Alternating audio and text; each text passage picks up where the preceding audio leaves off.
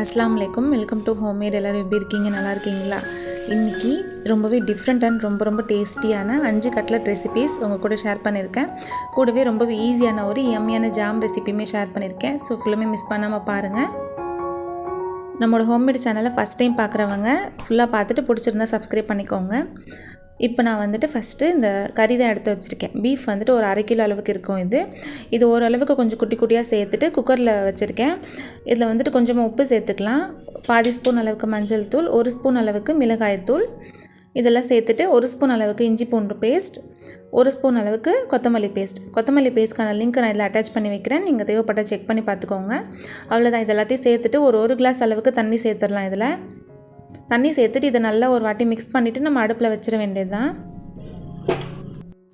நல்லா ஒரு 5-6 விசிலுக்கு வேக வச்சு எடுத்துக்கோங்க. இல்லைனா சிம்மில் வச்சுட்டு ஒரு 1/2 ஹவருக்கு வந்துட்டு வேக வச்சு எடுத்துக்கோங்க. கரெக்டாக இருக்கும். நல்லா வெந்துருச்சானா இந்த மாதிரி தண்ணியெலாம் வந்துட்டு கொஞ்சம் அப்படியே விட்டுருக்கும். அதனால் நல்லா ஹை ஃபயரில் வச்சுட்டு நல்லா இதை வற்ற வச்சுக்கோங்க. இந்த கட்லட் நம்ம சிக்கன் இல்லைனா மட்டனில் கூட செய்யலாம். ரொம்பவே டேஸ்டியாகவே இருக்கும். கறியில் உள்ள தண்ணியில் நல்லா வற்றிருச்சு. இது நல்லா வற்றினதுக்கப்புறமா நம்ம இதை பாதியாக நம்ம பிரித்து எடுத்துக்கலாம். இந்த கறி வடையை நான் 2 டைப்பில் செஞ்சு காமிக்க போகிறோம். அதனால தான் நான் இதை பாதியாக பிரித்து எடுத்துட்டேன். கறி வடைக்கு தேவையானது எல்லாத்தையுமே நான் கட் பண்ணி எடுத்து வச்சுட்டேன். பெரிய வெங்காயமாக நல்லா 2 வெங்காயம் நல்லா ஸ்லைஸ் பண்ணி எடுத்துகிட்டு கொஞ்சமாக கொத்தமல்லி, 4 பச்சை மிளகாய், அப்புறமா மிளகு, சீரகம், பட்டை, லவங்கம். பட்டை வந்துட்டு சின்ன துண்டு 4, லவங்கம் 4, 1 ஸ்பூன் ஃபுல்லாக மிளகு, 1 ஸ்பூன் ஃபுல்லாக சீரகம், கொஞ்சமாக உப்பு, அப்புறமா இந்த உடச்ச கடலை வந்துட்டு பவுடர் பண்ணி எடுத்து வச்சுக்கோங்க. நான் இது லாஸ்ட் டைம் கறி வடை செய்யும் போது நான் பவுடர் பண்ணி வச்சது தான். இப்போ ஒரு பேன் ஆன் பண்ணிவிட்டு அந்த பேனில் வந்துட்டு எண்ணெய் எதுவுமே சேர்த்துறாதீங்க. அதில் வந்துட்டு இந்த ஸ்பைஸ் நம்ம எடுத்து வச்சுருந்தோம் இல்லையா, இந்த மிளகு, சீரகம், பட்டை, லவங்கம், இதை வந்து லைட்டாக நம்ம ரோஸ்ட் பண்ணி எடுத்துக்கலாம். ரொம்பலாம் நம்ம ரோஸ்ட் பண்ண தேவையில்லை. லைட்டாக ரோஸ்ட் பண்ணிவிட்டு ஆறுனதுக்கப்புறமா நம்ம இதை வந்துட்டு லைட்டாக நம்ம பவுட்ரு பண்ணி எடுத்துக்கலாம். நெக்ஸ்ட் இப்போது 4 பச்சை மிளகாய், அப்புறம் இந்த கொத்தமல்லி, வெங்காயம் எல்லாத்தையுமே இந்த பேனில் சேர்த்துக்கலாம். எண்ணெய் மட்டும் ஃபஸ்ட்டு எதுவுமே சேர்த்துறாதீங்க. இந்த வெங்காயத்தில் உள்ள அந்த ஈரப்பதம் வந்துட்டு லைட்டாக நம்ம போகிற அளவுக்கு லைட்டாக நம்ம வதக்கி எடுத்துக்கலாம்.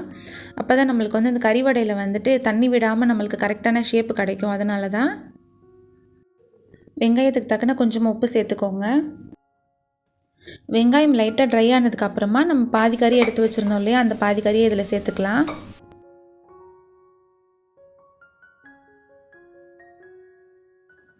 இந்த வெங்காயம் கூட இந்த கறியை நல்லா இந்த மாதிரி மிக்ஸ் பண்ணி எடுத்துக்கோங்க. நல்லா இந்த மாதிரி மிக்ஸ் பண்ணதுக்கப்புறமா நம்ம ஆல்ரெடி நம்ம வறுத்து வச்சுருந்தோம் இல்லையா, இந்த பட்டை, லவங்கம், மிளகு, சீரகம், இதை வந்து நல்லா நம்ம பிடிச்சி இதில் சேர்த்துக்கலாம். இந்த கறி வடைக்கு செம்ம ஃப்ளேவர் கொடுக்குறதே இந்த பவுடர் தான். ஸோ கண்டிப்பாக மிஸ் பண்ணாமல் சேர்த்துக்கோங்க. ரொம்ப சூப்பராக இருக்கும். அவ்வளோதான். இதை நல்லா இந்த மாதிரி மிக்ஸ் பண்ணிவிட்டு நம்ம அடுப்பு அணைச்சிட வேண்டியது தான். லாஸ்ட்டாக இந்த சிக்கன் 65 மசாலா உங்ககிட்ட இருந்தால் நீங்கள் கொஞ்சமாக சேர்த்துக்கோங்க. நான் எப்போவுமே எந்த கறி வடை செஞ்சாலுமே சரி, இது கொஞ்சமாக நான் சேர்த்துப்பேன். ரொம்ப சூப்பராக இருக்கும். இது நல்லா ஆறுனதுக்கப்புறமா நம்ம மிக்ஸி ஜாரில் சேர்த்துட்டு நல்லா நம்ம பல்ஸ் பண்ணி எடுத்துக்கலாம். கொஞ்சம் கொஞ்சமாக வந்துட்டு பாதியாக சேர்த்து நம்ம பல்ஸ் பண்ணி எடுத்துக்கலாம். அவ்வளோதான். இந்த கறி எல்லாத்தையுமே கொஞ்சம் கொஞ்சமாக அரைச்சி எடுத்தாச்சு. இந்த கறி அரைச்சி எடுக்கக்குள்ளே அவ்வளோ ஃப்ளேவராக அவ்வளோ வாசமாக இருக்கும். நெக்ஸ்ட் இதில் நம்ம உடச்சக்கடலை பவுட்ரு சேர்த்துக்க வேண்டியது தான். நான் 1 கிளாஸ் அளவுக்கு இந்த உடச்சக்கடலை பவுட்ரு சேர்க்குறேன். 1/4 கிலோ அளவுக்கு கறிக்கு இந்த 1 கிளாஸ் அளவுக்கு சாய் குடிக்கிற கிளாஸில் இந்த பவுடர் கரெக்டாக இருக்கும். தேவைப்பட்டாக்கா ஒரே 1 ஸ்பூன் மட்டும் எண்ணெய் சேர்த்துக்கோங்க லாஸ்ட்டாக. அவ்வளோதான். இந்த மாதிரி நல்லா பிசைஞ்சு எடுத்துகிட்டு நம்ம வடை பிடிச்சி எடுத்துக்கிற வேண்டியது தான். இது வந்துட்டு நோம்பு நேரம்னு கிடையாது. நார்மலாகவே வந்துட்டு எங்கள் வீட்டில் வந்துட்டு இது ஃப்ரீசரில் இருக்கும். அப்பப்போ இந்த மாதிரி செஞ்சு வச்சுக்கிட்டாக்கா நம்மளுக்கு எப்போயாவது சைட் டிஷ் ஏதாவது நம்மளுக்கு தேவைப்படும் போது நம்ம எடுத்து ஃப்ரை பண்ணிக்கலாம். அதுவும் இல்லாமல் சில பேருக்கு நான்வெஜ் இல்லாமல் இறங்காது இல்லையா, அவங்களுக்குலாம் இந்த மாதிரி செஞ்சு வச்சுக்கிட்டோன்னா நம்ம சும்மா ஒரு 2 வடை அந்த மாதிரி நம்ம பொரிச்சு கொடுத்துடலாம். இது வந்துட்டு எப்போவுமே எங்கள் அம்மா இந்த மாதிரி செஞ்சு கொடுப்பாங்க. எங்கள் அம்மாகிட்ட கேட்டு தான் இந்த ரெசிபி நான் செஞ்சுருக்கேன். ரொம்ப சூப்பராக இருக்கும். கண்டிப்பாக நீங்கள் ட்ரை பண்ணி பாருங்கள். 1/4 கிலோ அளவுக்கு கறியில் இந்த வடை மாவு நம்ம ரெடி பண்ணியிருக்கோம் இல்லையா, இதில் கரெக்டாக 20 வடை கிட்ட வந்தது. கண்டிப்பாக இன்ஷால்லா ஒரு வாட்டி ட்ரை பண்ணி பார்த்தீங்கன்னா எப்படி வந்ததுன்ட்டு எனக்கு மறக்காமல் கமெண்ட் பண்ணுங்கள். அவ்வளோதான். இந்த வடைஸ் எல்லாமே வந்துட்டு இந்த மாதிரி ஒரு பாக்ஸில் வச்சுட்டு நான் இதை ஃப்ரீசரில் வச்சுக்க போகிறேன். இது வந்துட்டு மாதக்கணக்கானாலுமே கெட்டே போகாது. நம்ம நல்லா ஃப்ரை பண்ணி தானே செஞ்சுருக்கோம். ஸோ சூப்பராக இருக்கும். ட்ரை பண்ணி பாருங்கள். இந்த கறி வடையை நம்ம ஷாலோ ஃப்ரை பண்ணுறதுக்கு ஒரு தோசை தவாவில் சும்மா ஒரு 2 ஸ்பூன் மட்டும் எண்ணெய் சேர்த்துக்கலாம். நம்ம ரொம்ப கூட சேர்க்க தேவையில்லை இதுக்கு.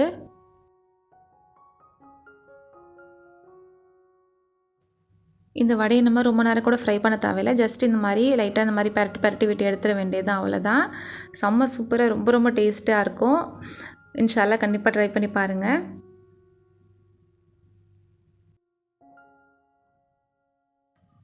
நெக்ஸ்ட் இப்போது இந்த கறி நம்ம பாதி எடுத்து வச்சுருந்தோம் இல்லையா, அதில் வந்துட்டு ஒரு கட்லட் மாதிரி செஞ்சு காமிக்கிறேன். அதுக்கு தேவையானது எல்லாமே எடுத்து வச்சுருக்கேன். மிளகு சீரகம் தூள், கொஞ்சமாக சில்லி ஃப்ளேக்ஸ், அப்புறம் இந்த கறி வந்து நல்லா ஆறிடுச்சு.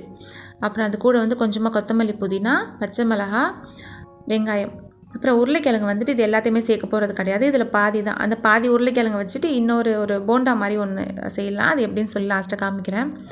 இப்போ வந்துட்டு இந்த கறியை வந்துட்டு நம்ம வந்துட்டு ஒரு ஜாரில் சேர்த்து லைட்டாக நம்ம பல்ஸ் பண்ணி எடுத்துக்கலாம். ரொம்ப ஒரே முட்டாலாம் போட்டு அரைச்சிட வேண்டாம். சும்மா ஒரு திருக்கு மட்டும் திருக்கி எடுத்துடலாம்.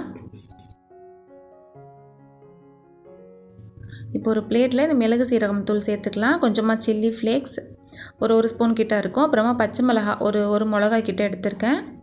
எல்லாமே உங்கள் காரத்துக்கு தக்கன நீங்கள் சேர்த்துக்கோங்க. அப்புறம் கொஞ்சமாக கொத்தமல்லி, புதினா ஒரு கை ஃபுல்லாக எடுத்து வச்சுருக்கேன். அப்புறம் வெங்காயம் வந்துட்டு ஒரு வெங்காயம் கிட்ட, ஒரு பெரிய வெங்காயமாக ஒரு வெங்காயம் அளவுக்கு எடுத்துக்கோங்க. இது கூடவே நம்ம அரைச்சி வச்சுருக்க அந்த கறி இருக்கு இல்லையா, அதையுமே நம்ம சேர்த்துக்கலாம். இதில் இந்த உருளைக்கிழங்கு மொத்தமாக இருந்தது இல்லையா நிறைய, அதில் பாதி உருளைக்கிழங்கு மட்டும் எடுத்து நல்லா இந்த மாதிரி கையிலே லைட்டாக இந்த மாதிரி நசுக்கிட்டு சேர்த்துக்கிறேன்.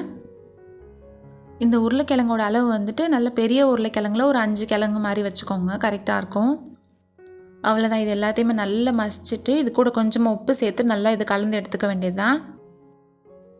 இது நல்லா ஒன்றா இந்த மாதிரி மிக்ஸ் பண்ணி எடுத்துகிட்டு இதில் கொஞ்சமாக நம்ம கார்ன்ஃப்ளவர் சேர்த்துக்கலாம்.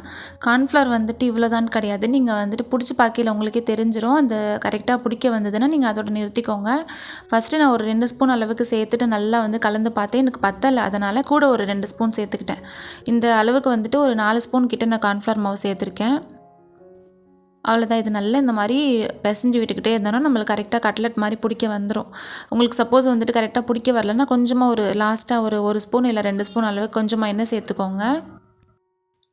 கையில் கொஞ்சமாக இந்த மாதிரி எண்ணெய் தடவிட்டு அப்புறமா நம்ம கட்லட் பிடிச்சோன்னா நம்மளுக்கு கரெக்டான ஷேப் கிடச்சிரும்.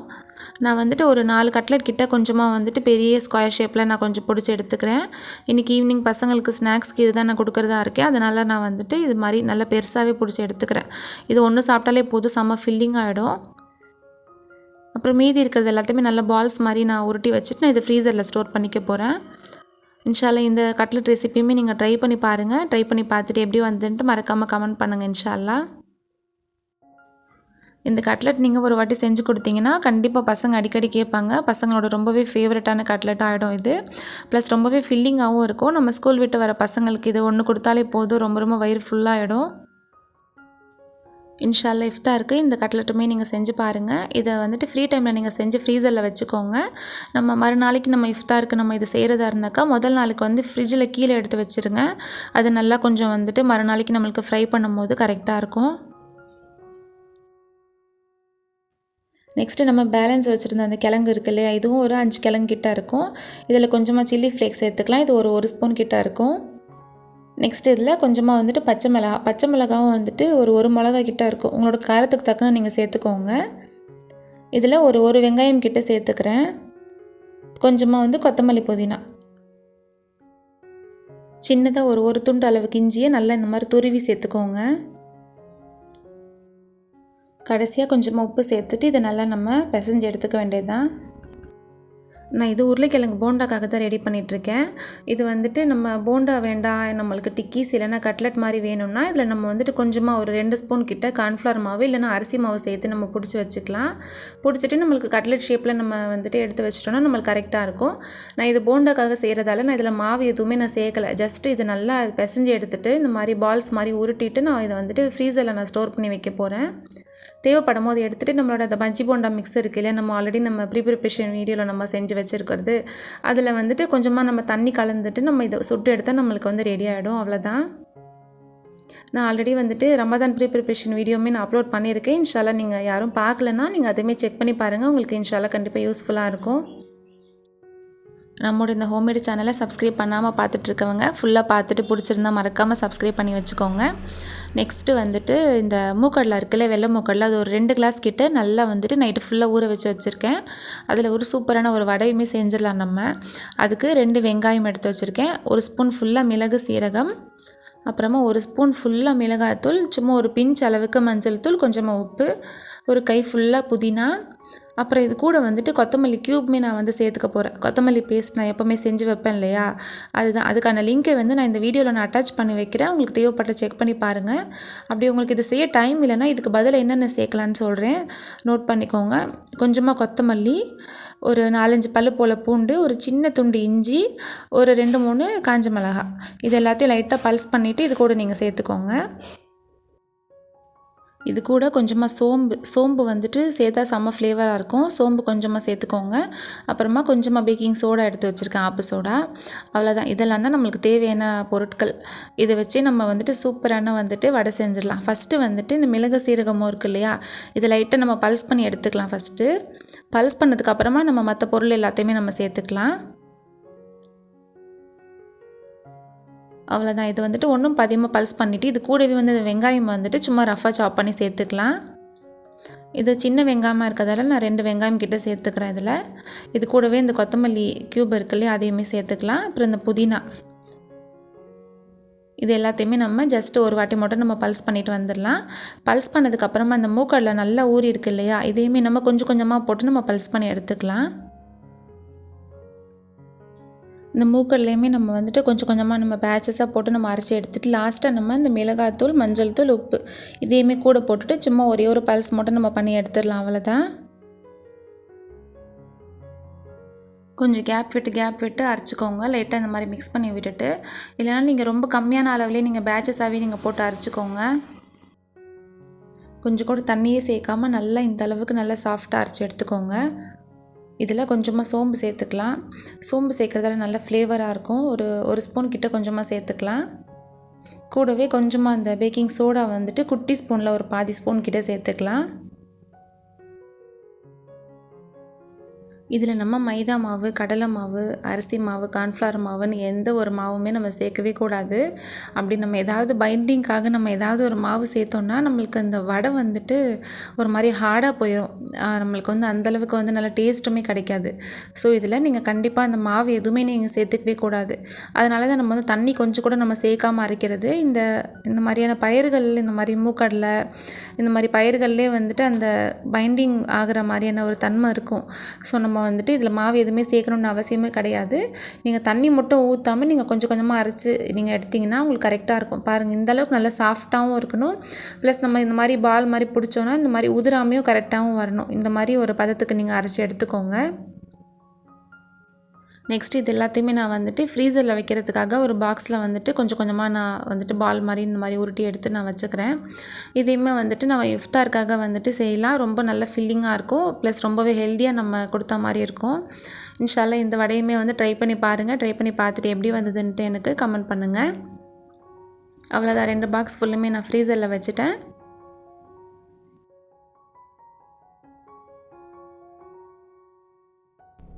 எண்ணெய் நல்லா காஞ்சதுக்கப்புறமா இந்த பால்ஸ் எல்லாத்தையுமே ஒன்று ஒன்றா நம்ம போட்டு ஃப்ரை பண்ணி எடுத்துக்கலாம். கறி வடைக்கு டஃப் கொடுக்கும் இந்த ஃபலாஃபல். அவ்வளோ டேஸ்டியாக இருக்கும். ப்ளஸ் ரொம்பவே ஹெல்த்தியான ஒரு ஸ்நாக்குமே கூட. இன்ஷா அல்லாஹ் இந்த ரமலான் மாதத்துக்கு இந்த இஃப்தார் ரெசிபி கண்டிப்பாக ட்ரை பண்ணி பாருங்கள். ட்ரை பண்ணி பார்த்துட்டு எப்படி வந்ததுன்ட்டு மறக்காமல் எனக்கு கமெண்ட் பண்ணுங்கள். முக்கியமாக மாவு எதுவுமே நீங்கள் சேர்த்துறாதீங்க. மாவு சேர்த்துட்டிங்கன்னா அவ்வளோதான், கொஞ்சம் வந்துட்டு ஹார்டாக போயிடும். ஸோ மாவு சேர்க்காமல் இதே மெத்தடில் ஒரு வாட்டி நீங்கள் செஞ்சு பாருங்கள். ரொம்பவே பர்ஃபெக்டாக சூப்பராக வரும் இன்ஷா அல்லாஹ்.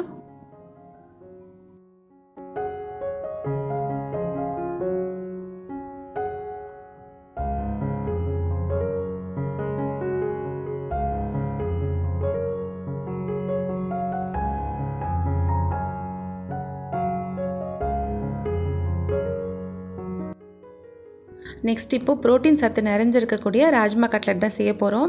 இதுக்கு வந்துட்டு 2 கிளாஸ் அளவுக்கு ராஜ்மாவை நைட்டு ஃபுல்லாக ஊற வச்சு எடுத்துக்கோங்க. இந்த கட்லெட் வாயில் வச்ச உடனே அப்படியே கரைஞ்சி போயிடும். அவ்வளோ சாஃப்டாக இருக்கும். ப்ளஸ் ரொம்ப டேஸ்டியாகவுமே இருக்கும். இந்த ராஜ்மாஸ் வந்துட்டு நான் நல்லா ஊற வச்சு எடுத்திருக்கேன்.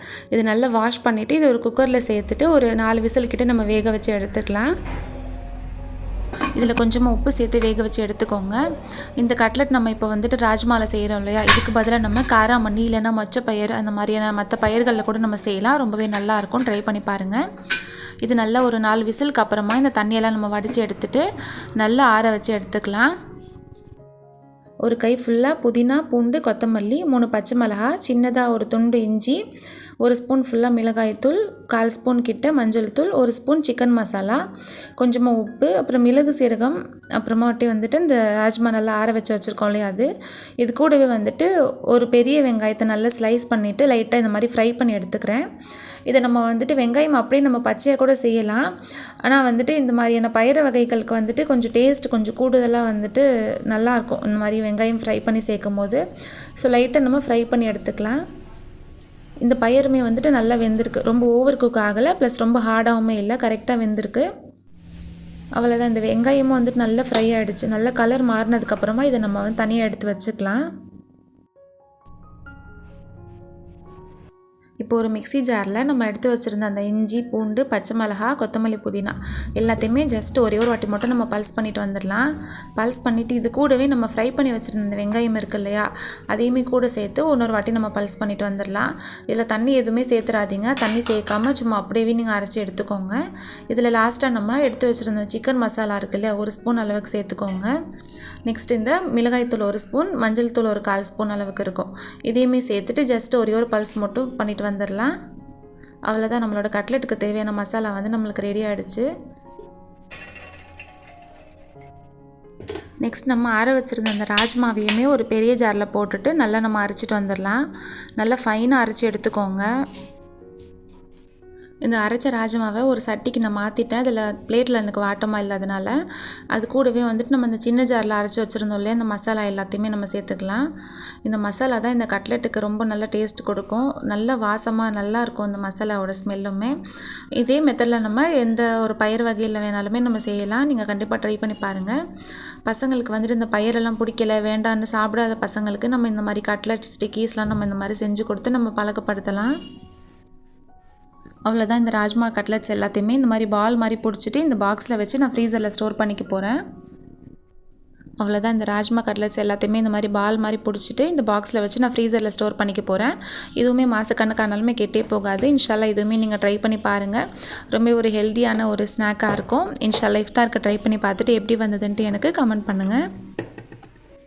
என்னடா இது ஃப்ரீசர் ஃபுல்லாக இந்த மாதிரி டப்பாவாக அடுக்கி வச்சுருக்கேன்னு பார்க்காதீங்க. ஃப்ரீ டைமில் நம்ம வந்துட்டு ஓரளவுக்கு இந்த மாதிரியான ப்ரிப்ரேஷன்ஸ் எல்லாமே நம்ம செஞ்சு வச்சுக்கிட்டோன்னா நம்மளுக்கு ரமலான் மாதத்தில் நம்மளுக்கு தொழுவ ஓத நம்மளுக்கு ரொம்பவே ஈஸியாக இருக்கும். நம்மளுக்கு டைம் கிடைக்காது இல்லையா நம்மளுக்கு ஓதுறதுக்குலாம். அதனால தான் நான் இந்த மாதிரி முன்கூட்டியே இந்த மாதிரியெல்லாம் செஞ்சு வச்சுக்கிருவேன். இன்ஷால்லா நீங்களும் இந்த மாதிரி ட்ரை பண்ணி பாருங்கள். உங்களுக்கு ரொம்பவே டைம் சேவிங்காக இருக்கும்.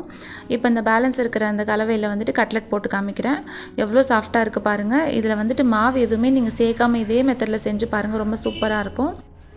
காரம் மட்டும் வந்துட்டு கொஞ்சம் கம்மியாக சாப்பிட்றவங்களா இருந்தாக்கா காரம் மட்டும் நீங்கள் கொஞ்சம் கம்மியாக சேர்த்துக்கோங்க. ஏன்னா எங்கள் வீட்டில் எல்லாருமே கொஞ்சம் காரம் வந்துட்டு பழக்கம்தான். பசங்களுமே கொஞ்சம் ஸ்பைஸியாக தான் சாப்பிடுவாங்க. அதனால தான் காரம்லாம் நான் இந்தளவுக்கு சேர்த்துருக்கேன். உங்கள் வீட்டில் வந்துட்டு காரம் கொஞ்சம் கம்மியாக சாப்பிட்ற மாதிரி இருந்தால் இந்த மிளகாவோட அளவு அப்புறம் இந்த மிளகாய் தூளோட அளவெல்லாம் கொஞ்சம் கம்மி பண்ணிக்கோங்க. அவ்வளோதான். இது வந்துட்டு நல்லா ஸ்பைஸியாக இருக்கும். இந்த கட்லெட் ரொம்ப நல்லாயிருக்கும். இது ஒரு 2 நிமிஷத்துக்கு நம்ம ஷாலோ ஃப்ரை பண்ணி எடுத்துக்கலாம். அவ்வளோதான். இது பெரட்டையில் மட்டும் கொஞ்சம் கேர்ஃபுல்லாக கொஞ்சம் பொறுமையாக பெரட்டி போட்டு எடுத்துக்கோங்க. ஏன்னா நம்ம இது பைண்டிங்காக நம்ம எந்த மாவுமே நம்ம சேர்க்கல இல்லையா, ஸோ ரொம்பவே சாஃப்டாக இருக்கும். ஸோ கொஞ்சம் பொறுமையாக பார்த்து நீங்கள் பெரட்டி எடுத்துருங்க.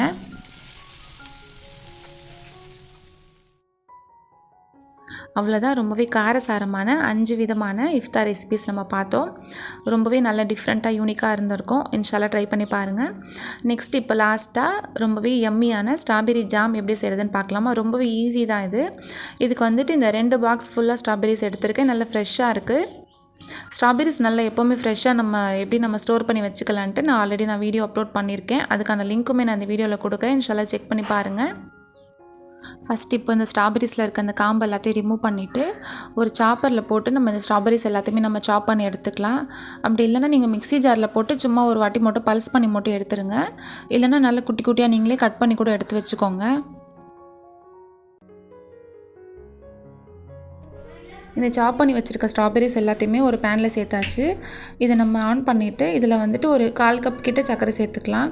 இனிப்பு வந்துட்டு நம்மளோட தேவையான அளவுக்கு சேர்த்துக்கலாம். இதில் வந்துட்டு லெமன் ஜூஸ் எதுவுமே நம்ம சேர்த்துடக்கூடாது. எப்போவுமே யூஸ்வலாக வந்துட்டு ஜாமுக்கு வந்துட்டு லெமன் ஜூஸ் கொஞ்சமாக சேர்ப்பாங்க. ஸ்ட்ராபெரியில் வந்துட்டு ஆல்ரெடி வந்துட்டு புளிப்புத்தன்மை நிறைய இருக்குது இல்லையா, அதனால் நம்ம லெமன் ஜூஸ் எதுவுமே நம்ம சேர்த்துட வேண்டாம். இதை நல்லா இந்த மாதிரி கலக்கி விட்டுட்டே இருக்கலாம். கலக்கி விட்டுட்டு ஒரு 5 நிமிஷத்துக்கு நம்ம சிம்மில் நம்ம மூடி வச்சு ஓப்பன் பண்ணலாம். நல்லா சர்க்கரையில் நல்லா தண்ணி விட்டுட்டு நல்லா இந்த மாதிரி சாறு மாதிரி இருக்கும். நல்லா இது கலந்து விட்டுட்டே இருக்கலாம். இன்னும் ஒரு 5 நிமிஷத்துக்கு நல்லா இது நம்ம பெரட்டிகிட்டே இந்த மாதிரி கிண்டிகிட்டே இருந்தோம்னா நம்மளுக்கு நல்ல ஒரு டேஸ்டியான ஜாம் ரெடி ஆகிடும். அவ்வளோதான். இதை வந்துட்டு ரொம்ப ஓவர் திக்லாம் ஆக தேவையில்லை. கொஞ்சம் தண்ணியாக இருக்கையில் நம்ம இறக்கிக்கலாம்.